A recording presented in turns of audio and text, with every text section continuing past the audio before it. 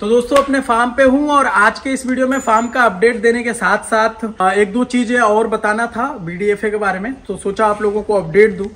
बहुत मौसम खराब है, यहाँ पे आप देख सकते हैं धूप बिल्कुल नहीं निकला हुआ है। लगभग 11 बजे हम लोग ये वीडियो शूट कर रहे हैं।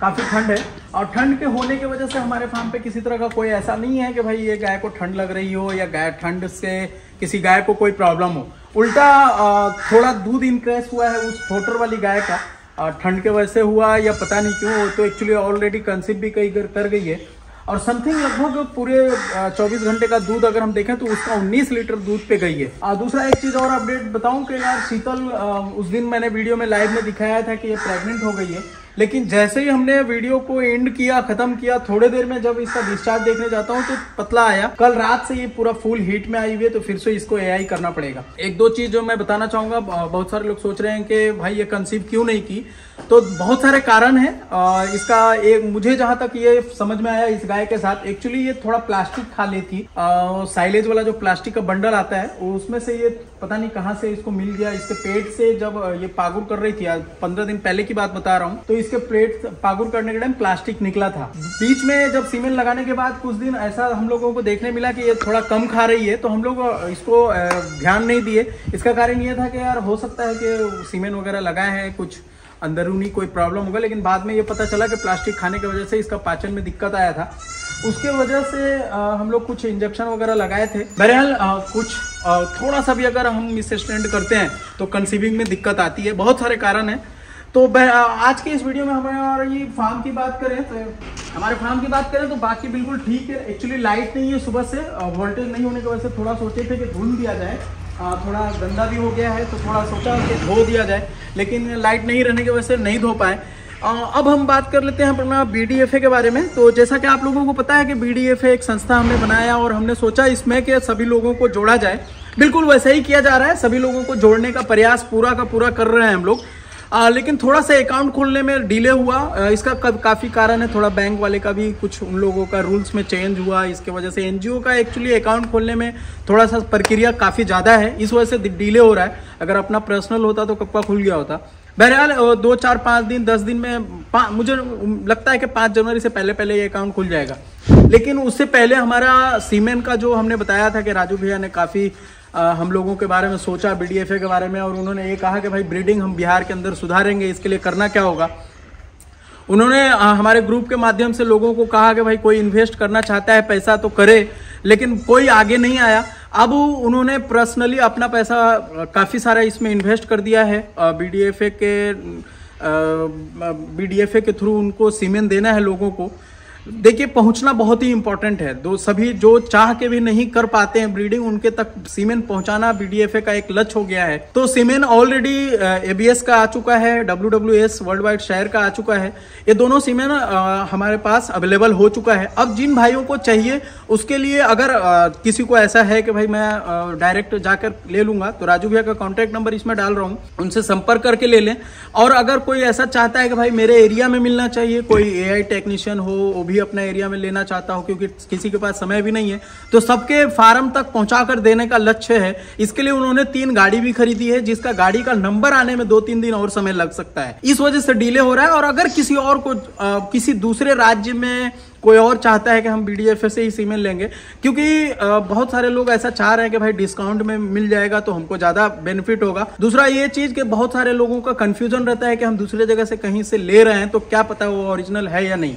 किसी भी कंपनी का लेते हैं तो उस कंपनी का ही आदमी आपको बताएगा, अगर बताता है कि आप यहाँ से लीजिएगा तो ओरिजिनल है, वहीं से आपको सीमेन लेना चाहिए। सिर्फ आपको बीडीएफए का मेंबर बनना बहुत ही इंपॉर्टेंट है। बिना मेंबर को कोई चीज हम लोग नहीं दे सकते हैं, ये एक रूल्स रहेगा। तो बीडीएफए का मेंबर बनने के लिए मात्र 101 रुपया है। अगर कोई 4-5 दिन वेट कर लेता है तो ठीक है। अगर कोई और उससे पहले सीमेन लेना चाहता हो, चाहे वर्ल्ड वाइड शायर का हो या एबीएस का हो, तो वो राजू भैया से बात करके ऑफलाइन बीडीएफए का मेंबर बन जाए और वो उसके बाद ले सकता है।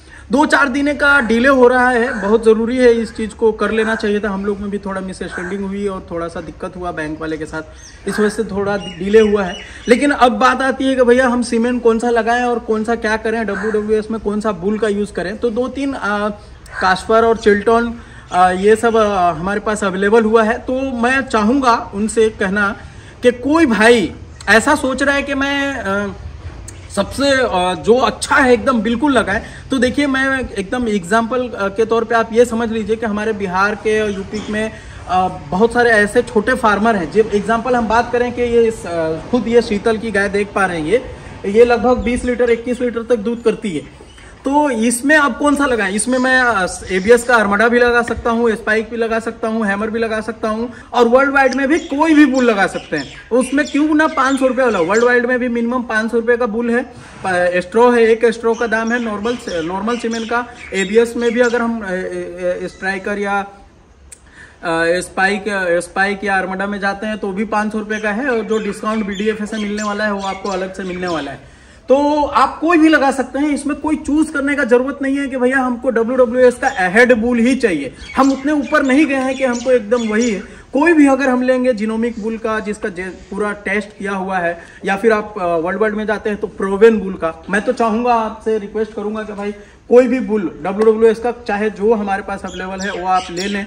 वर्ल्ड वाइड शहर का किसी भी गाय में आप लगा दें, क्योंकि हमारे पास अभी इनब्रीडिंग होने का हमारे पास कोई समस्या नहीं है। इनब्रीडिंग अभी हम लोग नहीं होने वाला है हमारे इधर। तो हम लोग कोई भी बुल किसी कंपनी का भी यूज कर सकते हैं। हाँ, एक चीज और बताना चाहूंगा, अगर आपके पास 10 गायों में हर्ड है, 10 गाय का हर्ड है, तो आप किसी एक कंपनी और किसी एक बुल का प्रयोग करें। इससे आपको ये बेनिफिट होगा कि इनब्रीडिंग होने में आपको ज्यादा लिखेंगे भी तो ज्यादा समस्या नहीं होगा। जैसे फ्यूचर में आने वाले टाइम में हम लोग WWS का या तो कैस्पर या तो चिल्टन, ये दोनों में से कोई एक यूज करेंगे। कोई भी एक ही यूज करना है पूरे फार्म के अंदर। अगर आपके हार्ड है तो कोई एक बुल का प्रयोग करें, इससे आपको बेनिफिट मिलने वाला है। HF का अलग और जर्सी का अलग, तो ये काफी इसका फायदा होने वाला है। कौन कौन भाई हमारे से सीमेंट लेना चाहता है या कोई किसी तरह का कोई दिक्कत है, तो मैं राजू भैया का नंबर दे रहा हूँ, आप उनसे कॉन्टैक्ट करें और पूरा उनसे मिल करके खरीद सकते हैं। दोस्तों, वीडियो बनाने का मकसद सिर्फ यही था कि हम लोग जो प्रोवाइड करेंगे, चाहे वो फीड के मामले में हो। बहुत सारे लोगों का ये भी कंफ्यूजन था कि भैया आप लोग BDFA में फीड पे काम करें, फीड बहुत इंपॉर्टेंट है। एक्चुअली पहले राजू भैया से हमारी बात हो रही थी, तो राजू भैया ने कहा कि भाई इस पे सबसे पहले आप सीमेंट पे काम कीजिए, इसको कितना हम लोग सक्सेस हो रहे हैं वो आगे देखिए, उसके बाद किसी दूसरे चीज में इन्वेस्ट किया जाएगा। काफी ज्यादा इन्वेस्टमेंट है इसमें, इस वजह से थोड़ा समस्या आ रहा है। तो कोशिश ये की जाएगी कि 2 से 3 महीना के अंदर अंदर फीड पे भी काम किया जाए।